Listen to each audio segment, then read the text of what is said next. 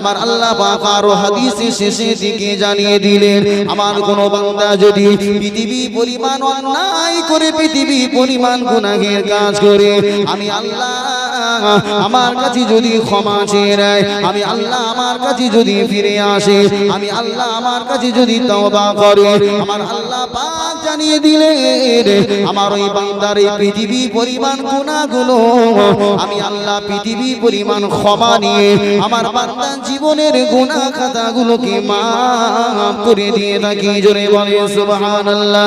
এ নবী বাজে দিওয়ানা, আমার আল্লাহ পাক এই হাদিসে কুদসি শেষে বলেছেন, কিন্তু ওই গুনাহগারের লিস্টে যেন শিরিক করনেওয়ালা না থাকে। সব গুনাহ করো বান্দা, এটা হাদিসে কুদসি মিশকাত শরীফে এসেছে। আল্লাহ বলছে পৃথিবী পরিমাণ গুনাহ করো। পৃথিবীতে কতটা গুনাহ ধরতে পারে আপনি একটু চিন্তা করে দেখুন। ওই পরিমাণ গুনাহ করে আপনি আল্লাহর কাছে যদি তওবা করেন, আমার আল্লাহ বলছে সব গুনাহ maaf হবে। একবার জোরে হবে, আওয়াজে বললেন না সুবহানাল্লাহ।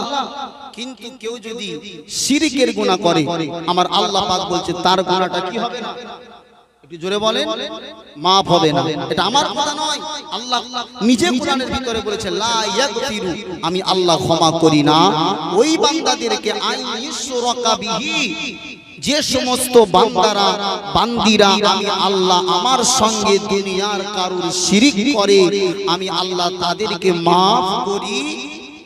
একটু জোরে বলে না। তাহলে শিরিকের গুনাহটা খুব ছোট মনে হলো না বড় মনে হলো? একটু আওয়াজ দিয়ে বলেন বাবাজিরা। দুনিয়ার জমিনে মানুষকে হত্যা করা এটা একটা খারাপ কাজ, চুরি করা খারাপ কাজ, জিনা ব্যভিচার খারাপ কাজ। এই সমস্ত অন্যায় করে কেউ যদি মন থেকে আল্লাহর কাছে তাওবা করে ফিরে আসে, আমার আল্লাহ তার গুনাহ ক্ষমা করে। জোরে বলে। কিন্তু কেউ যদি শিরক করে, আমার আল্লাহ তার গুনাহটা ক্ষমা করতে চান না। কেন ক্ষমা করেন? একটা দুনিয়ার এক্সাম্পল দিয়ে আপনাকে উদাহরণ দিই। পৃথিবীর বুকে একজন স্বামীর কাছে তার স্ত্রী সম্মান অনেক বেশি না? তার স্ত্রী স্বামীর কাছে স্ত্রীর মূল্যটা অনেক বেশি না? অনেক বেশি। সেই স্ত্রীকে সে খাওয়া দেয়, পরা দেয়, যাবতীয় অসুখ হলে সব সময় তার পাশে থাকে। তো এই স্ত্রীর সঙ্গে তার স্বামী স্ত্রীর একটা সম্পর্ক আছে। এই সম্পর্ক থাকার কারণে আল্লাহ না করুক এমন গুনাহ আমাদের, আপনার ওই স্ত্রীটা যদি আপনার সম্মুখে কোনো পরপুরুষের হাত ধরে গল্প করে, বলেন আপনি স্বামী হয়ে আপনার স্ত্রীর পরপুরুষের সাথে গল্প করা, এই জিনিসটা কি আপনি মানতে পারবেন? একটু আওয়াজ দিয়ে বলেন বাবাজিরা। বাস্তব উদাহরণ। কেন? আপনার স্ত্রীর প্রতি আপনার অগাধ বিশ্বাস, তার প্রতি আপনার মহাব্বত, আপনি ভরণ পোষণের দায়িত্ব সব আপনি নিয়েছেন, দায়িত্ব সব পালন করছেন আপনি যেমন, তাহলে স্ত্রীরও উচিত ছিল আপনার সঙ্গে সময় কাটানো, আপনাকে খুশি করা, আপনাকে হাসি মনে রাখা, আপনার অন্তরে সুখ দেওয়া। কিন্তু সেটা না করে সেটা করছে, মনে করে রাত্রে আপনার সঙ্গে সময় কাটিয়ে সকালবেলা আবার কোনো পুরুষের সঙ্গে সে হাসি তামাশা করছে। স্বামী হয়ে কি এটা মানা সম্ভব? জোরে বলে। স্বামী স্ত্রী যদি স্বামীর পকেট থেকে 20 টাকা চুরি করে, স্বামী হয়তো কিছু বলবে না, ঠিক না? জোরে বলেন। একটু না বলে কোথাও চলে গেছে, খানিকক্ষণ রাগ করবে, তারপরে আবার ঠিক হবে। কিন্তু কোনো পরপুরুষের হাত ধরে পার্কে ঘুরতে যাবে, এটা কি মেনে নেওয়া অসম্ভব? তেমনই ভাবে আপনার স্ত্রীকে ভরণ পোষণের দায়িত্বটা আপনি নেওয়ার কারণে, আপনার স্ত্রীকে আপনি খাওয়া পরা দেন, আপনার স্বামী স্ত্রী যেটা চাহিদা সেটা আপনি মিটান। তার কারণে যদি আপনার স্ত্রী কোনো পরপুরুষের সঙ্গে হাসি তামাশা করলে আপনার শরীরে আগুন জ্বলে, যে আল্লাহ পাক আমাকে আপনাকে সেই আলামে রূহের জগৎ থেকে নিয়ে মাতৃগর্ভে 10 মাস 10 দিন আল্লাহ পাক আমাদের খাবারের ব্যবস্থা করলেন। মায়ের গর্ভ থেকে দুনিয়ার জমিনে আল্লাহ পাক ভূমিষ্ঠ করার সাথে সাথে আল্লাহ পাক মায়ের স্তনে আমার আপনার জন্য দুধের ব্যবস্থা করেছেন।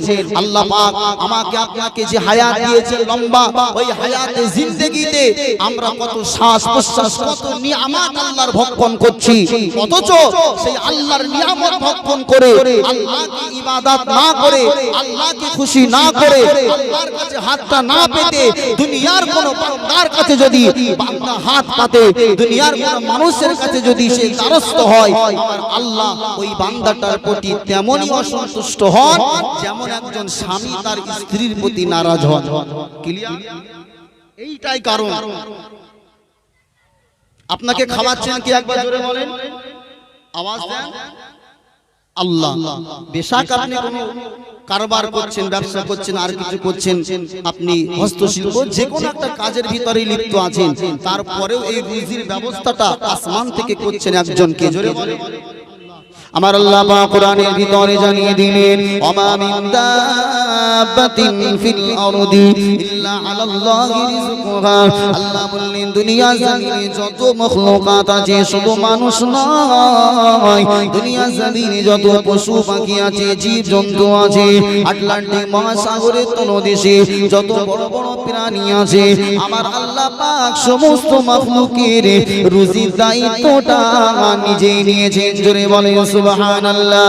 এ নবী পাকের দিওয়ানারা, দুনিয়া জমিনে আল্লাহর খাবে, দুনিয়া জমিনে আল্লাহ দেওয়া নিয়ামত ভক্ষণ করবেন, কিন্তু ইবাদত করবার সময় যদি কারো ইবাদত করেন, আমার আল্লাহ এটা সহ্য করতে পারে না। আমার আল্লাহ এটা বরদাস্ত করতে পারে না। সেই জন্য শিরক হচ্ছে মারাত্মক গুনাহ। আল্লাহর নবী বলেছেন আল কাবাইরু, আল্লাহর নবী কাবিরা গুনার একটা লিস্ট করেছেন, এটা হাদিস, এটা হচ্ছে মুসলিম, বুখারী এবং মুসলিমের হাদিস। এই হাদিসের ভিতরে আল্লাহর নবী বলেছেন আল কাবাইরু, কাবাইর হলো কাবিরার বহু বচন, অনেক কাবিরা গুলা এক জায়গায় করে আল্লাহর নবী বলেছেন আল কাবাইরু, কাবিরা গুনাহের মধ্যে থেকে একটা গুনাহ হলো আল ইশরাকু বিল্লাহ, আল্লাহর সঙ্গে শিরক করা। এটা হচ্ছে মস্ত বড় একটা কাবিরা গুনাহ। আমার বাজানে জানেরা, আমি আপনাকে এবারে বুঝাবো শিরক কথার অর্থটা কি, শিরক কাকে বলে, শিরক কয় প্রকার হতে পারে। এ নবী পাকের দিওয়ানারা, শিরক মানে হলো ভাগীদার, কি বলেন, পার্টনার বা ভাগীদার। আপনি একটা বিজনেস করছেন, আপনার একটা পার্টনার আছে, ব্যবসায় যদি লাভ হয় তাহলে ওই লাভ অংশটা কে একজন পাবে না দুজনেই পাবে? একটু জোরে বলেন। তার মানে আপনার একজন শরীক আছে, আপনি একা ওই ব্যবসার মালিক নন, আপনার অংশীদার আছে। কিন্তু আমার আল্লাহ বললেন লাউ কানা ফীহিমা আলিহাতুন ইল্লাল্লাহু লাফাসাদাতা। ও আমার বান্দা বান্দীরা, আমি আল্লাহ পাক জানিয়ে দিলাম দুনিয়া জমিনে আমি আল্লাহ হলাম খালিক, আমি আল্লাহ হলাম রাজ্জাক, আমি আল্লাহ হলাম রহমান, আমি আল্লাহ পাক হলাম সত্তার, আমি আল্লাহ পাক আমার কোনো অংশীদার নয়, আমি আল্লাহ যেটাই মনে করি সেটাই করি। ইযা কাযা আমরান ফাইন্নামা ইয়াকুলু লাহু কুন ফায়াকুন। আমার আল্লাহ বললেন আমার মনে যেটা করবার ইচ্ছা হয়, ইরাদা হয়, ওই কাজটা করবার জন্য আমি আল্লাহ যখনই বলি কোন, কোন বলার সাথে সাথে হয়ে যায়। আমি আল্লাহ কাউকে জিজ্ঞাসা করার প্রয়োজন হয় না, আমি আল্লাহ কারোর কাছ থেকে অনুমতি নেওয়ার প্রয়োজন হয় না, কেননা এই তামাম পৃথিবী যা কিছু আছে সমস্ত জিনিসের খালিক হলাম আমি আল্লাহ। জোরে বলে সুবহানাল্লাহ। এ নবী পাকের দিওয়ানারা, আমার আল্লাহ পাক জানিয়ে দিলেন লাউ কানা ফীহিমা আলিহাতুন ইল্লাল্লাহু লাফাসাদাতা। এই দুনিয়া পরিচালনা করবার জন্য দুনিয়া জমিনে যদি স্রষ্টা হিসাবে আর একজন থাকতো, আমি আল্লাহ জানিয়ে দিলাম লাফাসাদাতা, ওই উভয় খোদার ভিতরে ঝগড়া ঝামেলা মারপিট বেঁধে যেত। ঠিক না বেঠিক? একটা মায়ের পাঁচটা ছেলে, পাঁচটা ছেলের পাঁচটা ভাইয়ের সব মত কি এক হয়? সব সময় আলাদা হয় না? হয় না। এখন আল্লাহ যদি দুজন হয়, সমস্যাটা কোথায়? আল্লাহ বলছে বানগোদা জমিনে আমি পানি দেবো, আর একজন বলছে হবে না, তার এই চন্দনের সারে দিতে হবে, ঝামেলা আছে। কিন্তু আমার আল্লাহ যদি মনে করে মানগোদা উত্তরপাড়া গাজীপাড়াতে পানি দেব, আল্লাহর বিরোধিতা করার ক্ষমতা পৃথিবীর কারণ নাই। একবার জোরে বলেন সুবহানাল্লাহ। আল্লাহর ইচ্ছাতেই হবে।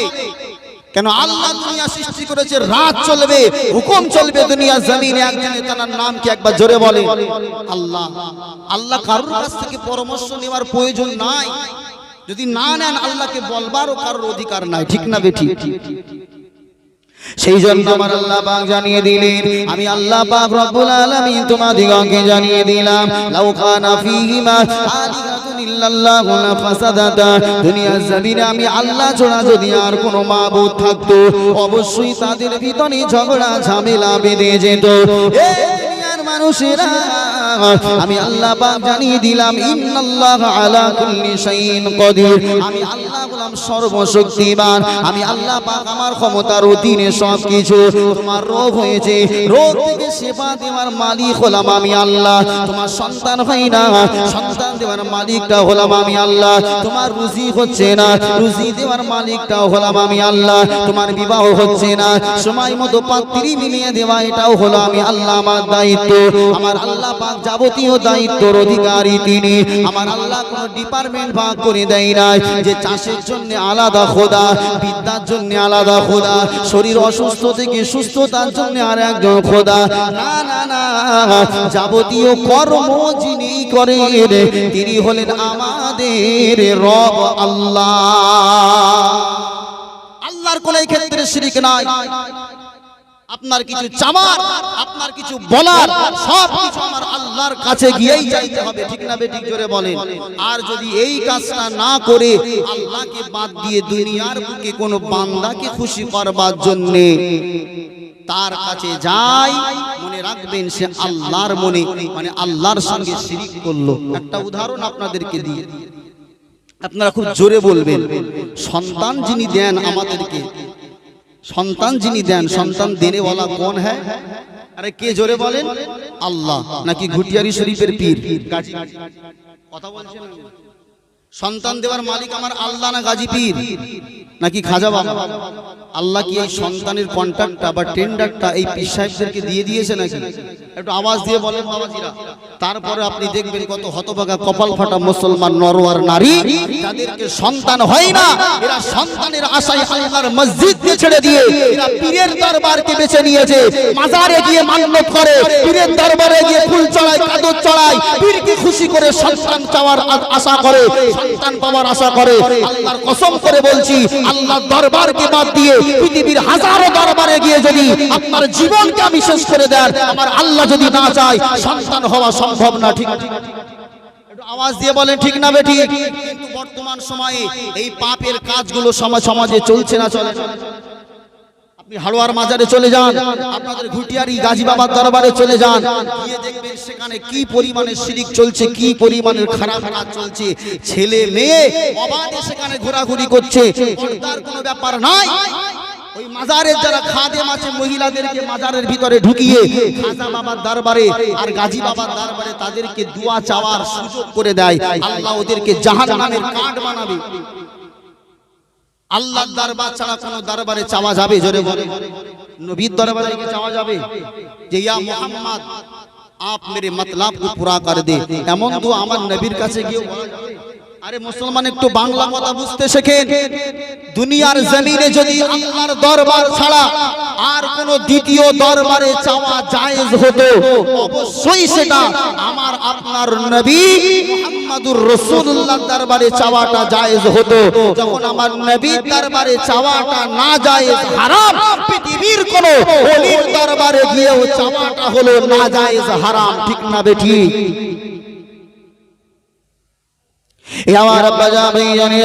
কিন্তু আজকে আপনি সমাজের বুঝে দেখতে পাবেন একদল আমার মায়েরা রয়েছে যাদের সন্তান আদি হয় না, যাদের সন্তান আদি হচ্ছে না বলে তারা আল্লাহর দরবারকে ছেড়ে দিয়ে বিভিন্ন ওলিদের দরবারে গিয়ে গড়াগড়ি খায়, বিভিন্ন ওলিদের দরবারে গিয়ে মান্যত করে, বিভিন্ন ওলিদের দরবারে গিয়ে হাত তুলে দোয়া চায়। বান্দা, আমার সন্তান হয় না, একটা সন্তান যদি দিতে পারেন, আগামী বছর এসে আপনার মাজারে একটা ছাগল বা গরু দেব। মান্যত করে না, করে না? এটাই হলো শিরক। আল্লাহর অংশীদার আপনি করছেন আর একজনকে। কেন? সন্তান যিনি দেন তিনি হলেন আল্লাহ, কিন্তু আপনি আল্লাহকে বাদ দিয়ে যখন কোনো মাজারে কোনো ওলির দরবারে গিয়ে চাইছেন, তার মানে আপনার ঈমানটা কমজোরি হয়ে গেছে।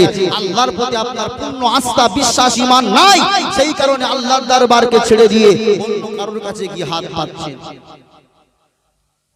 আপনার ঈমান কতটা দুর্বল, কতটা নিচে নেমে গেছে আপনি চিন্তা করে দেখুন। আপনাদেরকে বলছি না, আপনারা তো আলহামদুলিল্লাহ ভালো, ভাববেন না যে আপনাদেরকে বলছি। এইরকম সমাজে আছে না নেই? জোরে বলেন। এই কথাগুলো হয়তো আপনারা এখানে কিছু মানুষ শুনছেন, এই কথাগুলো কিন্তু সব ইন্টারনেটে ছুটবে, অনেক মানুষের কাছে এইগুলো পৌঁছাবে। আল্লাহর কোনো বান্দার কাছে যদি এটা পৌঁছে, সে যদি এটা থেকে বিরত থাকে, এর জন্য আমারও একটা সওয়াব আছে না নাই? অনেক মানুষ বোঝে না, না বুঝে ভুলের কাজ করে ফেলে, ঠিক না বেঠিক? জোরে বলেন। এগুলো বিলকুল হারাম, নাজায়েজ। এই গুনাহের কাজগুলো করলে আমার আল্লাহ পাক রব্বুল আলামিন অসন্তুষ্ট হন, নারাজ হয়ে যান।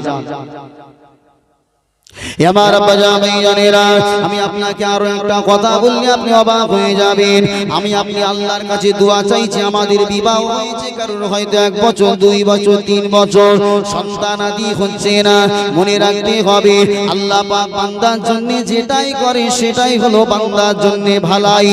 আল্লাহ যদি সন্তান কারো না দেয়, সেটা ভেবে রাখতে হবে সন্তান না হওয়াটাই তার ভিতরে কল্যাণ আছে।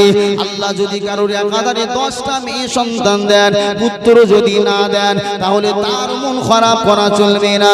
তাকেও ভেবে নিতে হবে তার যে পুত্র সন্তান হচ্ছে না, এর ভিতরে অবশ্যই তার কোনো ভালাই লুকিয়ে আছে।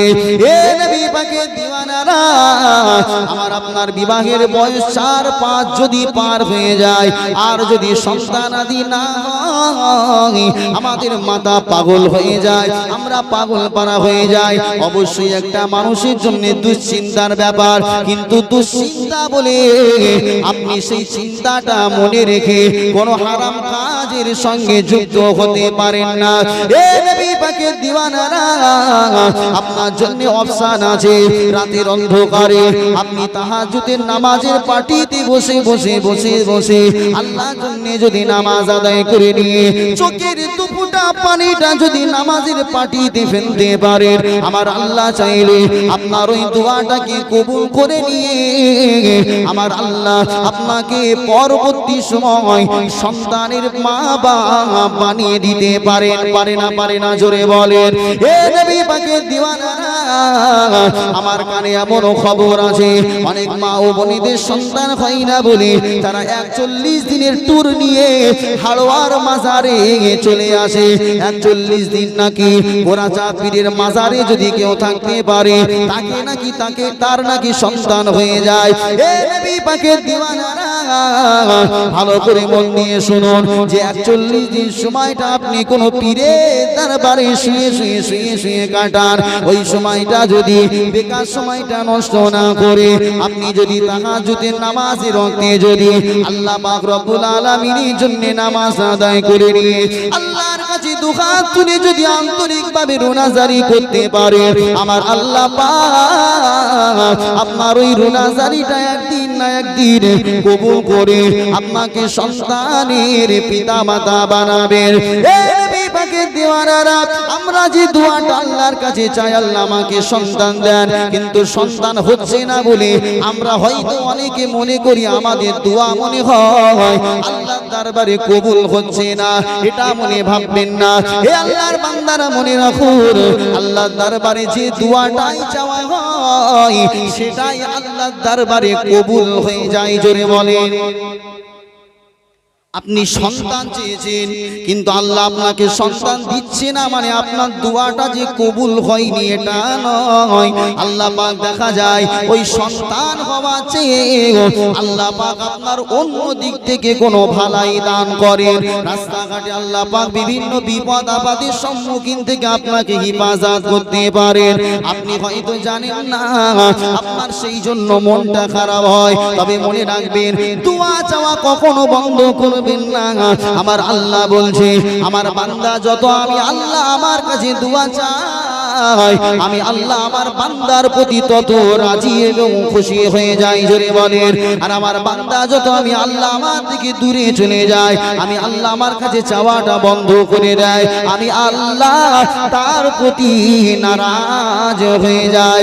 এ নবী পাকের দিওয়ানারা, আমি আপনি তো সাধারণ ঘরের ছেলে, আমি আপনি হলাম সাধারণ মানুষ, আর আল্লাহ পাকের একজন নবীর কথা আপনাকে শোনায়, যে নবী আল্লাহর কাছে দোয়া একটা বছর দুইটা বছর নয়, 86 বছর ধরে আল্লাহর কাছে রোনাজারি করেছিলেন, আল্লাহর কাছে দোয়া করেছিলেন, রব্বি হাবলি মিনাস সালিহিন, রব্বি হাবলি মিনাস সালিহিন।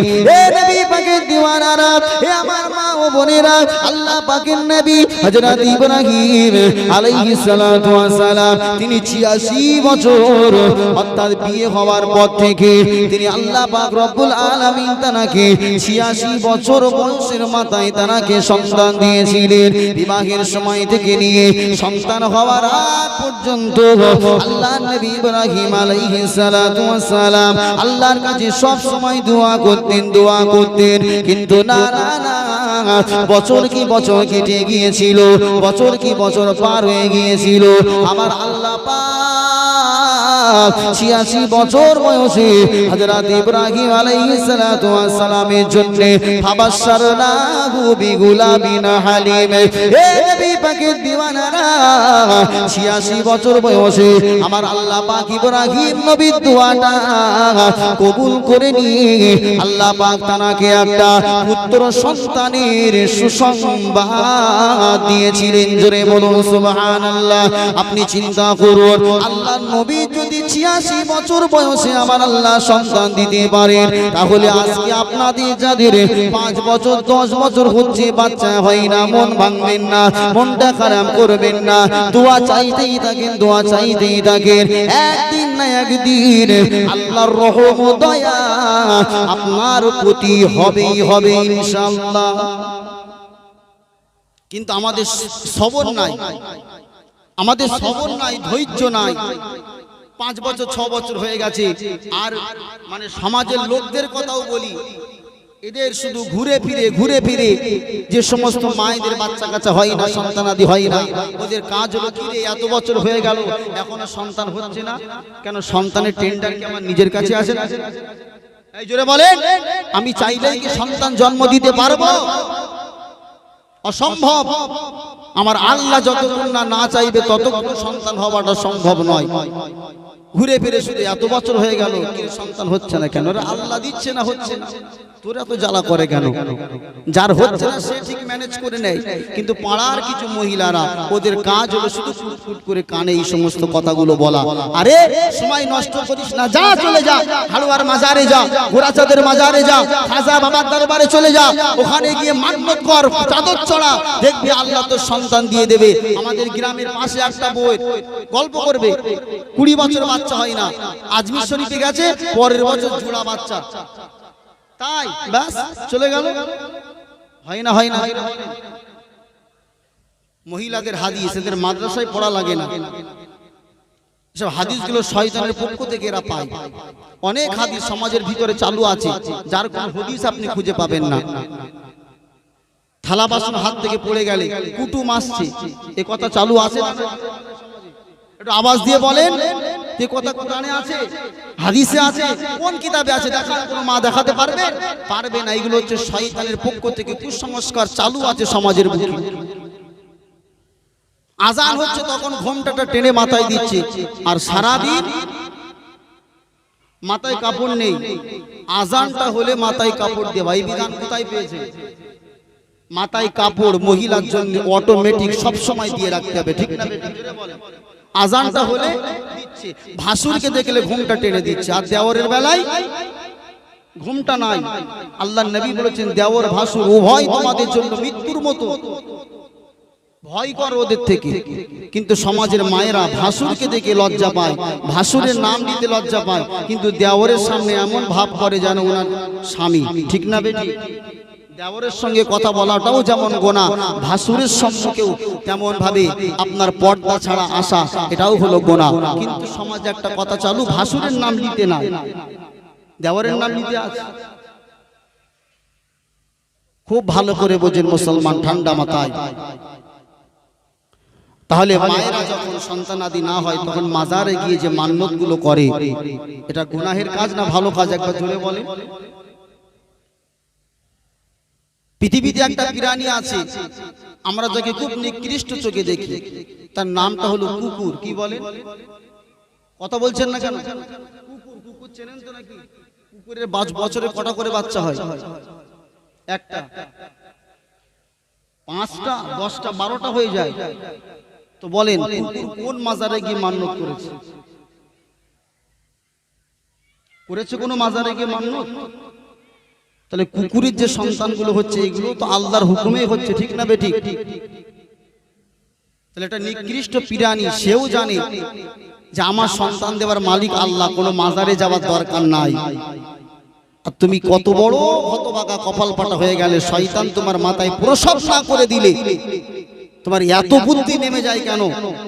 এটা কুকুরের বিশ্বাস আছে আল্লাহর প্রতি, তোমার বিশ্বাস নাই। তুমি আল্লাহর দরবার ছেড়ে দিয়ে মানুষের দরবারে হাত পাতো গিয়ে মুশরিক হয়ে যাবে। মুশরিক যারা আল্লাহকে বাদ দিয়ে কারোর কাছে কোনো জিনিস চায় তারা অবশ্যই শিরিক করবে, আর শিরিক যারা করে তাদেরকে বলা হয় মুশরিক।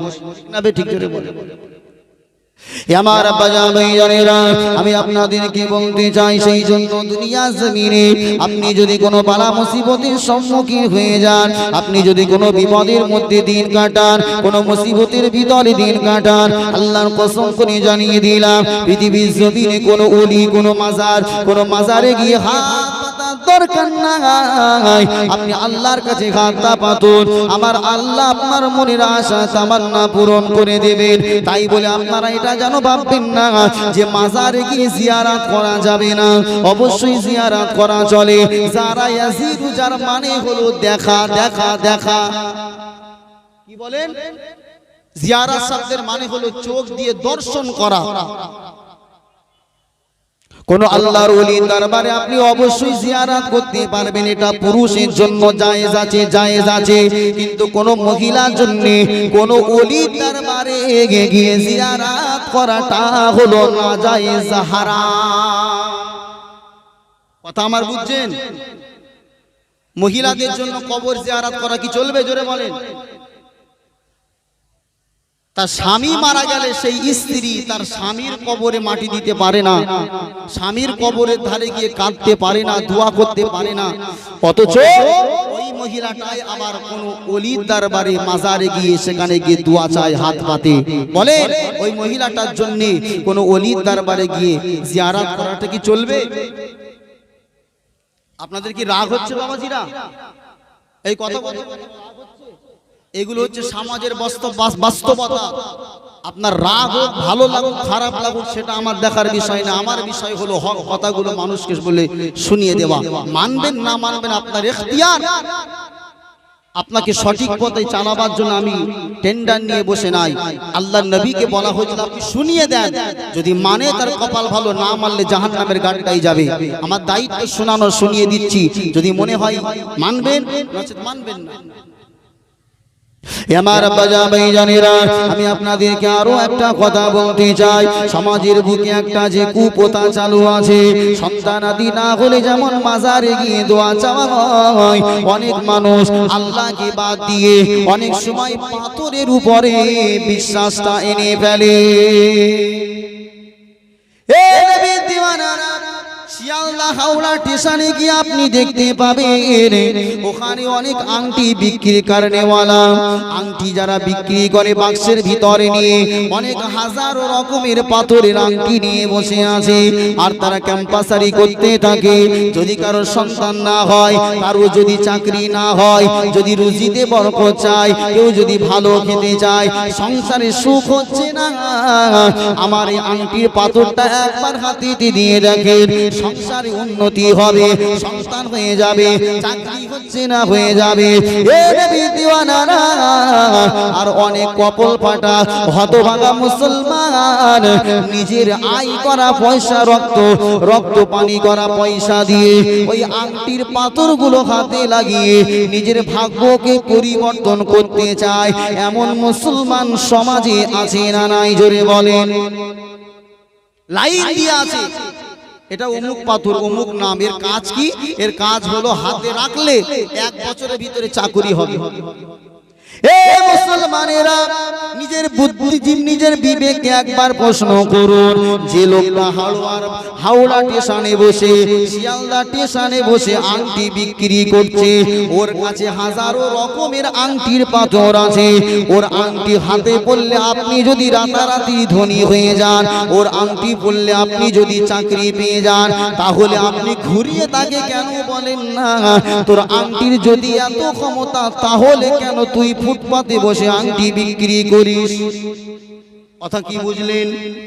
এ নবী দিওয়ানারা, আসলে পাথরের কোনো ক্ষমতা নাই। পাথরের উপরে বিশ্বাস রাখা মানে আপনি শিরক করলেন। বিশ্বাসটা রাখতে হবে একজনের উপরে, তার নাম কি একবার জোরে বলেন? পাথরের ক্ষমতা আছে, কিন্তু আজকে সমাজের বুকে অনেক মানুষ পাথরকে বিশ্বাস করে নেয়। আরো একটা সমাজের ভিতরে ভুল কথা চালু হয়ে রয়েছে। অনেক মানুষ সংসারে যখন ঝামেলা হয়, ঝগড়া হয়, বিবাদ হয়, যখন সংসারে অভাব অনাটন দেখা দেয়, তখন অনেক মানুষ অনেক জনার কাছে গিয়ে হাত বাড়িয়ে দেয়। হুজুর বলুন, সাধু বলুন, পীর সাহেব বলুন, যেই বলুন, হাত বাড়িয়ে দিয়েছে। হুজুর দেখেন তিনি আমার এই বছরটা খুব ফাড়া যাচ্ছে।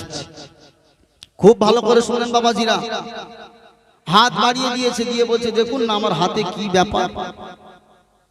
যার কাছে গিয়েছে সে পয়সা কামানোর ধান্দায় হাতের রেখা টেকা গণনা করে সব বলে দিল, হারা তো সর্বনাশ হয়ে রয়েছে। বলে কেন? আগামী দিন তোর বড় ভয়ঙ্কর আসতে চলেছে, বিপদ আর বিপদ। সংসারে উন্নতি হবে কি করে? তোর নিজের বাড়ির লোক তোকে ক্ষতি করে রেখেছে। এই সমস্ত বাজে কথাবার্তা বলে তার ব্রেনকে ওয়াশ করে। হুজুর তাহলে আমার এখন করণীয় হলো কিছু একটা ভুং ভাং বুঝিয়ে দিয়ে তার কাছে একটা কিছু দিয়ে দেয়। আর মুসলমান সেই গণকের কথাটা বিশ্বাস করে বাড়িতে আসে। আল্লাহ রাসূল বলেছেন, যারা দুনিয়ার জমিনে গণকের কাছে যায়, আমি নবী বলছি, তারা জান্নাতের সুঘ্রাণ পর্যন্ত পাবে না। জান্নাতে যাওয়া তো অনেক দূরের কথা, জান্নাতের একটা সেন্ট আছে না জোরে বলেন? একটা মানুষ যদি আতর মারে, একটু দামি আতর হলে 10-20 হাত দূর থেকে সেন্ট পাওয়া যাবে না? যাবে না? যাবে। তেমন জান্নাতের একটা সুঘ্রাণ আছে। আপনি গণকের কাছে গিয়ে হাত দিকে তার কথাটা বিশ্বাস যদি করে ফেলেন, তাহলে আল্লাহ রাসূল বলেছেন আপনি জান্নাতের ঘ্রাণ পর্যন্ত পাবেন না। তাহলে আমরা গণকের কাছে গিয়ে হাত দেখাবো? একটু জোরে বলেন, দেখাবো না। কেননা মনে রাখতে হবে, আমার আল্লাহ পাক রব্বুল আলামিন মিশকাত শরীফের হাদিস আপনাকে শোনায়। আল্লাহ রাসূল বললেন, আমার আল্লাহ পাক দুনিয়া জমিনে মানুষকে পাঠাবার 500 বছর আগে আল্লাহ পাক তার ভাগ্যকে লিপিবদ্ধ করে রেখেছেন। জোরে বলুন সুবহানাল্লাহ। হে নবী পাক আল্লাহ পাক আপনার ভাগ্যে যদি এটা লিখে রাখে যে আমার বান্দাটা অমুক জায়গায় গিয়ে অ্যাক্সিডেন্ট করবে, তাহলে ভাগ্যকে পরিবর্তন করতে পারবে না। আমার আল্লাহ পাক আপনার রুজিতে, আপনার নসিবে যতটা রুজি লিখে রেখেছে, ঠিক ততটাই রুজি আপনি পাবেন, এর বেশি কিন্তু আপনি পাবেন না। তাই আমি আপনাকে বলবো, বিশ্বাস যদি কারোর উপরে রাখতে হয়, কারোর কাছে যদি হাত পাততে হয়, কারোর কাছে গিয়ে চাইতে হয়, কারোর দরবারে গিয়ে চাইতে হয়, সেই চাওয়াটা যেন একমাত্র আমার আল্লাহর দরবার হয়। আমার আল্লাহর দরবার ছাড়া পৃথিবীর জমিনে কোনো দরবারে গিয়ে হাত পাতলে আপনার মনের আশা পূরণ হওয়া সম্ভব নয়। আপনি আল্লাহর ওলিদের ওসিলা দিয়ে দোয়া চাইতে পারেন। ওসিলা চাওয়া যায়। ইয়া আইয়ুহাল্লাযীনা আমানুত্তাকুল্লাহ, হে আমার বান্দারা তোমরা আল্লাহকে ভয় করো। আবতাগু ইলাইহিল ওয়াসিলা, এই আয়াত থেকে ব্যাখ্যা করা হয়েছে কোন ভালো মানুষের ওসিলা দিয়ে দোয়া চাওয়া যায়, যে আল্লাহ পাক আপনি অমুক বান্দার ওসিলা করে আমার দোয়াটা কবুল করে নেন। ওসিলা দিতে পারেন, কিন্তু ডাইরেক্ট তার কাছে চাইতে পারবেন না। আল্লাহ এই সমস্ত গুনাহ থেকে আমাকে আপনাকে হেফাজত করেন। সকলে বলি আমিন। একটু দরুদ শরীফ, আল্লাহুম্মা সাল্লি আলা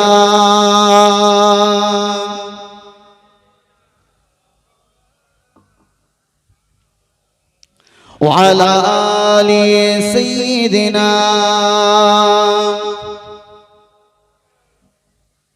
मुझको पिला दे इश्क का जाम तू आका और मैं हूँ गुलाम मुझको पिला दे इश्क का जाम तू आका और मैं हूँ गुलाम तू आका और मैं हूँ गुलाम रब के दुलारे तुम ही तो हो सबके सहारे तुम ही तो हो रब के दुलारे तुम ही तो हो सबके सहारे तुम ही तो हो आए नबी जितने दुनिया में सबसे प्यारे तुम ही तो हो सबसे प्यारे तुम ही तो हो भेजे खुदा ने तुझको सलाम भेजे खुदा ने तुझको सलाम तू आका और मैं हूँ गुलाम मुझको पिला दे इश्क का जाम मुझको पिला दे इश्क का जाम तू आका और मैं हूँ गुलाम डूबा सूरज वापस पलटे और शजर आ जाए चल के डूबा सूरज वापस पलटे और शजर आ जाए चल के तुम जो चाहो ओ हो जाए पल में क्या से क्या हो जाए पल में क्या से क्या हो जाए अल्लाह ही जाने तेरा मकाम अल्लाह ही जाने तेरा मकाम तू आका और मैं हूँ गुलाम मुझको पिला दे इश्क का जाम मुझको पिला दे इश्क का जाम तू आका और मैं हूँ गुलाम कलमा ज़िक्र ला इलाहा इल्लल्लाह मोहब्बत ला ला इलाहा इल्लल्लाह मुहम्मदुर रसूलुल्लाह সাল্লাল্লাহু আলাইহি সাল্লাম প্যারে হাজিরানে মজলিস আমি আপনাকে শোনাচ্ছিলাম যে কাবীরা গুনার ভিতর থেকে সর্বপ্রথম যেটা সেটা হলো শিরক কি বলেন শিরক দুনিয়া জমিনে আমরা যতদিন বেঁচে থাকব ইনশাআল্লাহ আমরা শিরকের সঙ্গে সম্পর্ক রাখব না সকলে বলি ইনশাআল্লাহ একটু আওয়াজ দিয়ে বলেন না ইনশাআল্লাহ শিরকের আবার দুটো ভাগ আছে একটা হলো শিরকে জালি আর একটা হলো শিরকে খাফি শিরকে জালি যেটা এতক্ষণ আলোচনা করলাম আল্লাহকে বাদ দিয়ে কারোর কাছে চাওয়া কারোর দরবারে গিয়ে মান্যত করা আংটির উপরে বিশ্বাস রাখা এই সমস্ত পাথরের উপরে বিশ্বাস রাখা এগুলো সব শিরকে জালির ভিতরে পড়ে অর্থাৎ বড় শিরক যে শিরকের গুনাহ আল্লাহ ক্ষমা করেন না কিন্তু যেটা শিরকে খাফি আছে শিরকে খাফি করলে আমার আল্লাহ তার আমলগুলো বরবাদ করে দেন কিন্তু সে মুশরিক হয় না শিরকে খাফি করলে আল্লাহ তার আমলগুলো বরবাদ করেন কিন্তু সে মুশরিক হয় না শিরকে খাফির ভিতরে প্রথম নাম্বার হলো ইবাদতের ভিতরে অহংকার করা কি বলেন ইবাদতের ভিতরে লৌকিকতা প্রকাশ করা রিয়া অহংকার তাকাব্বুর নিয়ে কোন ইবাদত বান্দিগি করা এটা হচ্ছে শিরকে খাফি কিন্তু আমার আল্লাহ পাক এই রকম ইবাদত পছন্দ করেন না লোক দেখানো ইবাদত এটা হচ্ছে রিয়ার অন্তর্ভুক্ত শিরকে খাফির অন্তর্ভুক্ত এই রকম ইবাদত আমার আল্লাহ পছন্দ করেন না আমার আল্লাহ পাক কোরআনের ভিতরে সেই জন্য বললেন ফামান কানা ইয়ারজু লিকা ربه فليعمل عملا صالحا ولا يشرك بعبادة ربه أحدا ও বান্দা বান্দিরা আমি আল্লাহ পাক আমার সঙ্গে তোমরা যারা মুলাকাত করতে চাও ইয়ারজু লিকা রাব্বিহি তোমাদের রবের সঙ্গে তোমরা যারা সাক্ষাৎ করতে চাও মুলাকাত করতে চাও আমার আল্লাহ পাক বললেন ফালিয়ামাল আমালান সালিহা তারা যেন দুনিয়ার জমিনে নেক কাজ করে ভালো ভালো কাজ করে ওয়ালা ইশরিক বিইবাদাতি রাব্বিহি আহাদা আর ভালো কাজের ভিতরে সেই ইবাদতের ভিতরে যেন কারোর সঙ্গে ইবাদতের ভিতরে তারা যেন শিরকটা না করে বলে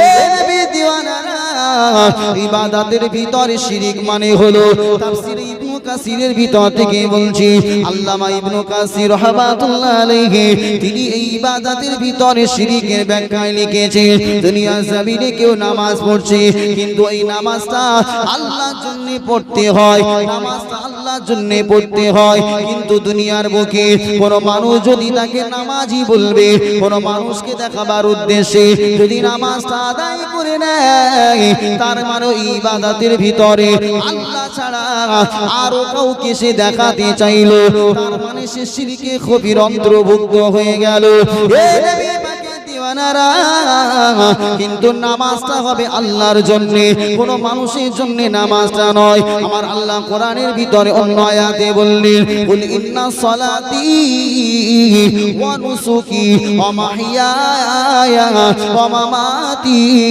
লিল্লাহি রাব্বিল আলামিন হে নবী আপনি বলে দিন ইন্না সলাতি অবশ্যই আমার নামাজ ওয়া নুসুকি আমার কুরবানি আমার নামাজ আমার কুরবানি ওয়া মাহইয়ায়া আমার বেঁচে থাকা ওয়া মামাতি আমার মরে যাওয়া মামাতি লিল্লাহি রাব্বিল আলামিন আমার বেঁচে থাকা মরে যাওয়া আমার নামাজ আমার কুরবানি সব কিছু আল্লাহর জন্য একবার জোরে বলেন সুবহানাল্লাহ এ নবী পাকের দিওয়ানারা কিন্তু দুনিয়ার জমিনে আপনি নামাজটা পড়ছেন দুনিয়ার মানুষ আপনাকে নামাজি বলবে এই নেশায় যদি আপনার নামাজটা হয় দুনিয়ার মানুষ আপনাকে খারাপ বলবে নামাজ না পড়লে তাই মানুষ যাতে খারাপ না বলে সেই কারণে যদি আপনি নামাজ আদায় করেন অবশ্যই আল্লাহ ছাড়া কাউকে আপনি সন্তুষ্ট করতে চাইছেন এটাই হলো শিরকে খাফি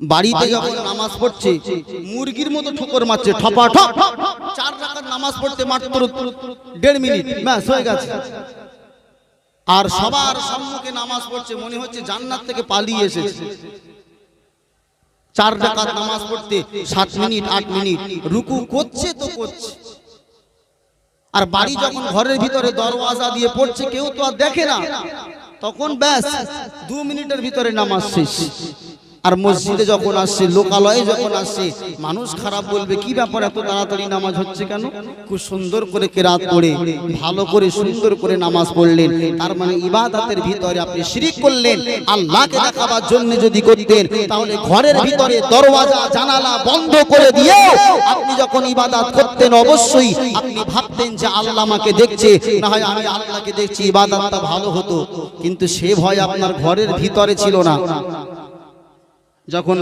বাইরে নামাজ পড়ছে তখন আর নামাজ শেষ হয় না এটা হচ্ছে শিরকে খাফি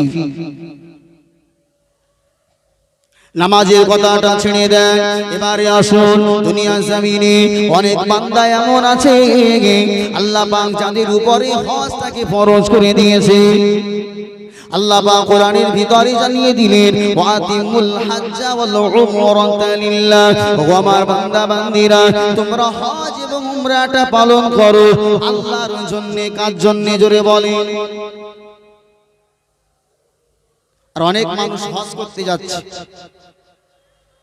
আল্লাহ হিদায়াত করুক হজ করতে গিয়ে শুধু সেলফির উপরে সেলফি এখন আমি হীরা পাহাড়ের উপরে আছে তো কি হয়েছে তুমি গারে হীরার উপরে আছো তো লোকের কি হয়েছে এখন তো করছো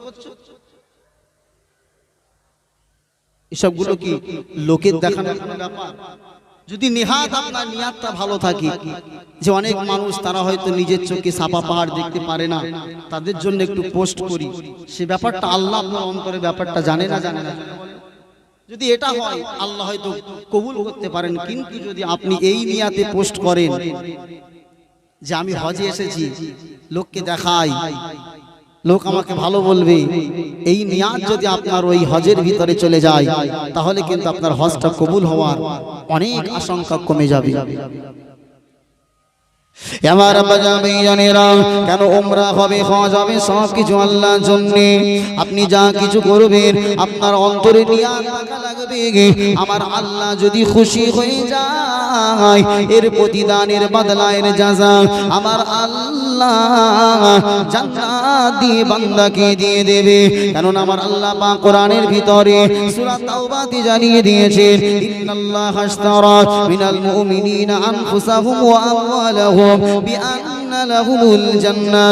আমার আল্লাহ পাক বললেন, অবশ্যই আমি আল্লাহ আমার বান্দা জান এবং মালটাকে আমি আল্লাহ জান্নাতের পরিবর্তে কিনে নিয়েছি। একবার জোরে বলেন, আপনি যদি নামাজ আদায় করেন, আপনার মালটা খরচ করেন, আপনার জানটা, আপনার জীবনটা যদি আল্লাহর জন্য বিলীন করে দেন, আমার আল্লাহ তার পরিবর্তে আপনাকে দয়ার জান্নাত দিয়ে দেবেন। জোরে বলুন সুবহানাল্লাহ।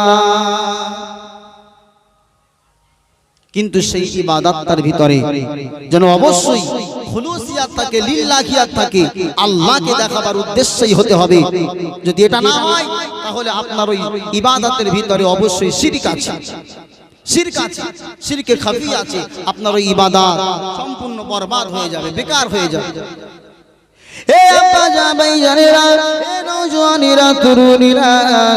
এবারে আমি আপনাদেরকে আরো একটু আগিয়ে নিয়ে যাই। দুনিয়া জমিনে ইবাদতের ভিতরে যেমন শিরক আছে, তেমন কথাবার্তার ভিতরে অনেক মানুষ আমরা শিরক করে ফেলি। দুনিয়ার জমিনে যেমন কিছু কলেমা পড়লে মানুষের ঈমানটা চলে আসে, তেমনি ভাবে দুনিয়ার জমিনে কিছু কলেমা এমন আছে, কিছু কথা এমন আছে যে কথাগুলো জবান থেকে বার হওয়ার সাথে সাথে ওই মানুষটা ঈমান হারিয়ে যায়। একটা উদাহরণ দিই, আপনার শরীর খুব অসুস্থ, কোন ডাক্তারের কাছে গিয়ে আপনি শিফা পেয়েছেন, ভাই আপনার রোগ শরীর এত খারাপ ছিল, হঠাৎ করে এত সুন্দর হয়ে গেল। বলে আর বলিস না, কলকাতা কোনো ডাক্তারকে বাদ দিইনি, কলকাতার কোনো ডাক্তারকে বাদ দিইনি, যত বড় বড় ডাক্তার আছে সব ডাক্তারের কাছে গিয়েছি, কোনো কাজ হয়নি।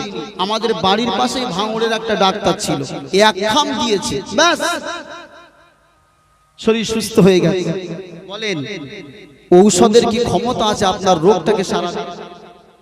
একটু আওয়াজ দিয়ে বলেন বাবাজিরা।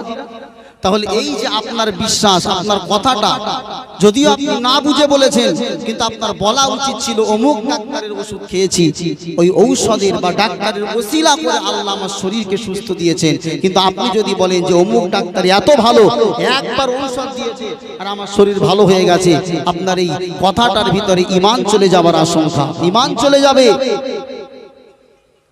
মনে রাখেন, আমরা মিশকাত শরীফের ভিতরে পড়েছি, আল্লাহর কোন বান্দা বান্দি যখন রোগ থেকে নিরাময় পাওয়ার জন্য, আরোগ্য লাভ করবার জন্য দুনিয়ার বুকে যখন কোন ঔষধ সে পান করে, ওই ঔষধটা আল্লাহর কাছে ফরিয়াদ করে, ও রব্বুল আলামিন আল্লাহ, আপনার এই বান্দা যে রোগ থেকে নিরাময় পাওয়ার জন্য, যে রোগ থেকে আরোগ্য পাওয়ার জন্য আল্লাহ আমাকে ভক্ষণ করছে, আমি ঔষধ তার পেটের ভিতরে গিয়ে এই কাজটা করব কিনা?